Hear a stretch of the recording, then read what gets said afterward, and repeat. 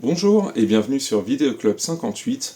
Aujourd'hui, j'avais envie de revenir sur un acteur qu'on aime tous, Jack Nicholson. Alors déjà, je tiens à dire, Jack Nicholson va bien. C'est pas parce que je fais un top 5 de ses films que forcément cette personne est décédée. Je tiens à le préciser, Jack Nicholson va bien et j'espère qu'on aura encore quelques rôles sympas avec lui à voir. Donc je voulais vous proposer un petit top 5 rapide, voilà, des films que moi j'aime bien avec Jack Nicholson, même si je suis sûr que certaines références vont vous parler. Et si vous n'avez pas vu les films que je vais vous citer, bah, franchement je vous engage vraiment à aller voir ce Jack Nicholson. C'est un acteur qui a compté au niveau du cinéma, tout simplement parce qu'il a fait des grands rôles, il a travaillé pour des grands réalisateurs, et en fait il a vraiment des mimiques qui lui sont propres. On attend des choses de cet acteur, son jeu de sourcils, il a un regard qui est très particulier, un sourire qui est très spécial aussi. C'est une gueule, hein, Jack Nicholson, et c'est, je pense, sûrement un des acteurs en fait préférés de tout le monde. Je pense que le jour où Jack Nicholson partira, je pense qu'il y aura beaucoup d'hommages qui lui seront faits. Tout simplement parce que, au même titre que là, Gene Hackman récemment, il fait partie de ces acteurs qui ont passé des périodes dans l'histoire d'Hollywood et qui ont toujours proposé de la qualité en termes d'interprétation ou de choix de films tout court au fil des décennies. Donc voilà, bon, moi je vous propose mon petit top 5 perso de Jack Nicholson, et on commence en cinquième position avec Wolf. Alors Wolf, c'est un film donc de Mike Nichols qui a été fait pendant la période des années 90 où Universal reproposait justement des monstres de légende de son catalogue. On avait le Dracula de Francis Ford Coppola, vous aviez Les Aventures d'un homme invisible de John Carpenter, le Frankenstein de Kenneth Branagh et donc Wolf de Mike Nichols. Et moi j'ai beaucoup aimé ce film parce que je trouvais que le côté un petit peu loup-garou, donc lycanthrope et tout, parce que là Wolf c'est une réactualisation du loup-garou de la Universal. Et moi je trouvais que Wolf en fait ça allait très très bien à Jack Nicholson. Je trouvais que là tout son truc de regard, il y a plein de scènes où il a à moitié animal dans son comportement. Enfin, c'est un rôle, moi, qui m'avait marqué avec lui. Alors, c'est peut-être le plus faible, finalement, de tous les films du retour de la Universal de cette période. Mais je trouve que Jack Nicholson, par contre, lui, il est excellent dedans. Je trouve que ça lui va bien, tout simplement, et c'est un film que je prends plaisir à revoir, tout simplement pour ce côté un petit peu bestial chez lui, cette relation qu'il a avec Michelle Pfeiffer aussi que j'aime beaucoup, hein, où au début tu sens que bon, il y a une différence d'âge et ça va pas fonctionner quoi. Et puis finalement ce couple qui arrive à fonctionner jusqu'à la toute fin, je vous raconte pas la fin, mais Wolf, voilà, avec Jack Nicholson, moi je voulais vous proposer celui-là en cinquième place. Je suis sûr que vous avez déjà vu Wolf de Mike Nichols. En quatrième position, je voulais mettre le Batman de Tim Burton, forcément, son interprétation du Joker, qui restera dans les annales.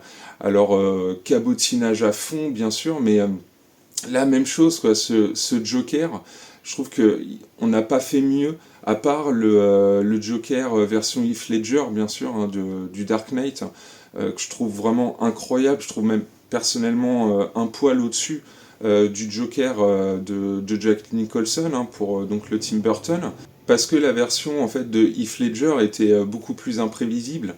Moi, c'est ce que j'aimais dedans, et par contre, la version de Jack Nicholson, donc bon, comme tout le monde, j'adore son Joker, quoi, vraiment cette exubérance qu'il a, toute la scène dans le musée, sur la musique de Prince aussi, où il danse tout en taguant des œuvres majeures. Enfin, il y a un côté, franchement, voilà, très bande dessinée, très comics, finalement, dans cette interprétation du Joker. Alors, même si là, on est face à du Jack Nicholson dans l'excès, c'est un excès qui est nécessaire. Et je pense que la réussite aussi à l'époque du Batman de Tim Burton, alors que Michael Keaton était énormément critiqué pour son double rôle de Bruce Wayne Batman, Jack Nicholson, lui, remportait tous les suffrages. Et a raison, en fait, son Joker est excellent, et quand on revoit le Batman de Tim Burton, qui est inférieur au Batman le défi pour plein de raisons, mais quand on revoit ce premier Batman, clairement, celui qui porte le film sur ses épaules, c'est Nicholson et son rôle du Joker. Donc voilà, en quatrième position, bien entendu, le Batman de Tim Burton. En troisième position, Chinatown de Roman Polanski. Alors, un super film noir, celui-là, dans la mesure où il est un peu plus vieux, peut-être que certains ne l'ont pas vu. Là, c'est un très très grand rôle de Jack Nicholson, donc, et puis un très très bon film de Roman Polanski. Donc Chinatown, voilà, ça va être typiquement un des plus grands films noirs qui a été fait. Donc on va suivre un détective, hein, c'est vraiment les règles du film noir, hein, appliquées à la lettre. Un détective qui va accepter une affaire qui bien sûr va très rapidement le dépasser avec ses mafiosos, sa femme fatale, enfin voilà, on est dans une ambiance film noir, mais justement un scénario très très bien écrit. Chinatown, je l'ai vu qu'une fois, mais c'est un film vraiment qui m'a marqué, avec un Jack Nicholson plus poissard que jamais, typiquement aussi le type de héros de film noir. Et Chinatown, oui, moi c'est un film que j'engage, même moi, faudrait que je le revoie en fait. De vous en parler, ça me donne envie de le revoir. Parce que je suis vraiment resté là-dessus. L'interprétation de Jack Nicholson, je trouvais qu'elle était superbe. Et vraiment, je me suis dit, là, quand j'ai découvert ce film, c'est vraiment un de ses meilleurs rôles. Et bon, bah, j'ai vu d'autres Nicholson depuis, et c'est vrai que Chinatown est toujours, m'est toujours resté en tête dans le bon sens. Donc moi, je voulais vous proposer, voilà, en troisième position, Chinatown de Roman Polanski, donc un super film noir qu'il faut absolument qu'on se refasse. En deuxième position, je vais mettre Vol au-dessus d'un nid de coucou de Milos Forman. Bon, bah là, on touche vraiment à du sublime, hein, parce que la mise en scène, l'histoire, tous les personnages secondaires, s'il y a du monde, hein, entre le doc de Retour vers le futur, Danny DeVito, Brad Dourif, vous avez aussi le mec au crâne chauve, j'oublie toujours son nom, de La colline à des yeux. Y a vraiment du monde, hein. Je vais pas refaire tout le casting, mais il y a vraiment beaucoup de monde. Et surtout ce personnage de l'infirmière principale, qui avait gagné un Oscar pour son rôle, est totalement mérité, quoi. C'est vraiment un personnage d'une cruauté qu'on... Et en même temps, je suis partagé sur ce personnage, hein, parce qu'on sent qu'elle est cruelle, mais via quelques dialogues dans le film, on comprend aussi qu'elle s'inflige donc ce personnage de Jack Nicholson qui se fait passer pour un fou afin d'éviter la prison, et qui justement va créer une sorte de mini-révolte dans ce quartier réservé justement à des personnes en difficulté psychologique. Et je trouve qu'on s'attache à tous les personnages, et Jack Nicholson est tellement... il est tellement, en fait, il entraîne tout le monde, et il entraîne le spectateur aussi, en fait, finalement. Tous les personnages sont complètement amorphes à coups de médicaments, pour tout simplement que le quartier soit mieux contrôlé dans cet hôpital. Euh, c'est vraiment... lui, il est comme une pile électrique, en fait, qui viendrait exploser tout ça. Et il donne vraiment de l'énergie à tout ce qui l'entoure, et je vous dis, ça donne aussi de l'énergie au film. J'ai du mal à imaginer Vol au-dessus d'un nid de coucou, en fait, sans Jack Nicholson.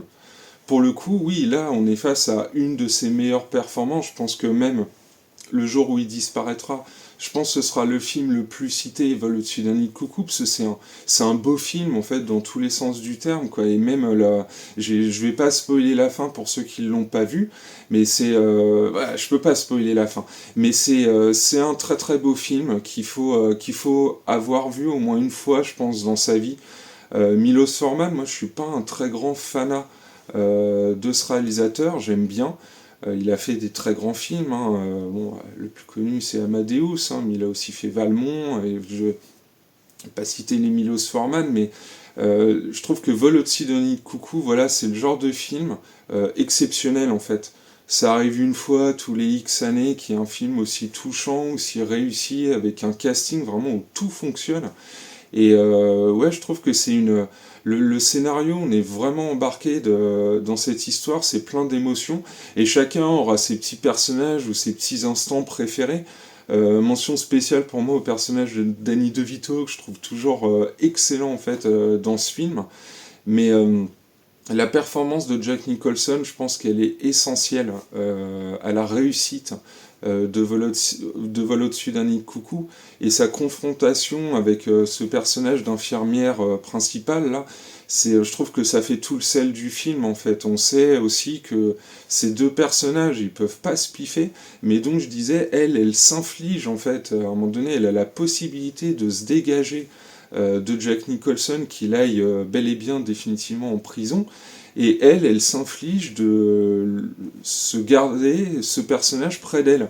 Donc c'est une scène que je trouve très ambiguë en fait dans Vol au-dessus d'un nid de coucou, c'est cette volonté qu'elle a. Est-ce que c'est par méchanceté qu'elle préfère l'avoir en fait sous la main, ou est-ce qu'elle a véritablement espoir que ce personnage, pour elle, cet homme, peut revenir dans le droit chemin, voire accepter les ordres en fait. Je sais pas, et à chaque fois que je vois Vol au-dessus d'un nid de coucou, j'ai le doute sur cette scène. Si quelqu'un veut donner son opinion dans les commentaires, ce qui fait que cette scène, pour moi, le personnage en fait de l'infirmière principale est moins méchant du coup qu'il n'y paraît. Donc je sais pas. Donnez-moi votre avis, moi vraiment ça m'intéresse. En première position, bah moi je voulais mettre Pour le pire et pour le meilleur, qui est un film, voilà, mon petit préféré, avec Jack Nicholson, hein, qui a jamais été battu depuis.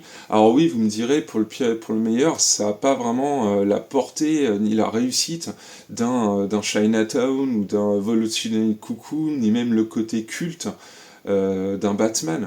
Ouais, c'est clair. Mais j'adore ce film, en fait, j'adore ce personnage plein de tocs que Jack Nicholson, voilà, interprète à merveille. On aime le détester en fait, ce personnage, et puis tous les acteurs en fait, Greg Kinnear ou Helen Hunt, excellente Helen Hunt, hein, qu'on voyait beaucoup à cette époque-là. Tous les personnages, je trouve, ça fonctionne. La relation aussi de Nicholson avec le petit chien qu'il est obligé de garder, je trouve que après c'est la bouille du petit chien qui fait que ça fonctionne très très bien avec cette gueule voilà, très élastique de Nicholson, et voilà, je trouve qu'en mimique aussi dans Pour le pire et pour le meilleur, moi il y a tout ce que j'aime en fait chez Nicholson. Je trouve que c'est un film touchant. Un petit mélo, comédie dramatique mélo, voilà, un petit mélange de tout ça.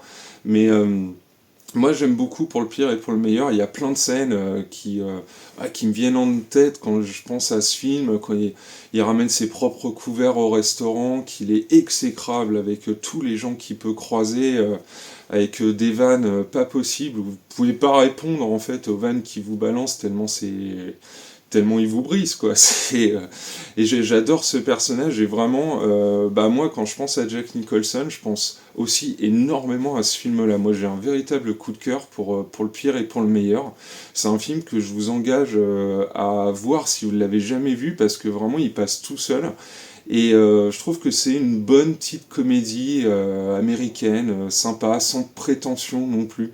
En fait, c'est un film voilà, qui est sans prétention, mais je trouve très touchant. J'adore le personnage d'Helen Hunt aussi, en mère un petit peu dépassée, avec son enfant malade, et son envie un petit peu de bonheur qu'elle n'arrive pas à obtenir. Et puis quand vous avez un Jack Nicholson qui arrive et qui vous la descend, comme quoi qu'elle a son t-shirt qui est taché, ou qu'elle a les yeux creusés, et que ce serait bien qu'elle se fasse un brin de maquillage avant de recevoir des clients, vous avez envie de l'étrangler quoi. Et Nicholson il est extrêmement bon, parce que l'instant d'après en fait, son personnage se rend compte de ce qu'il a pu dire sur l'instant, et se rend compte aussi des fois qu'il va trop loin.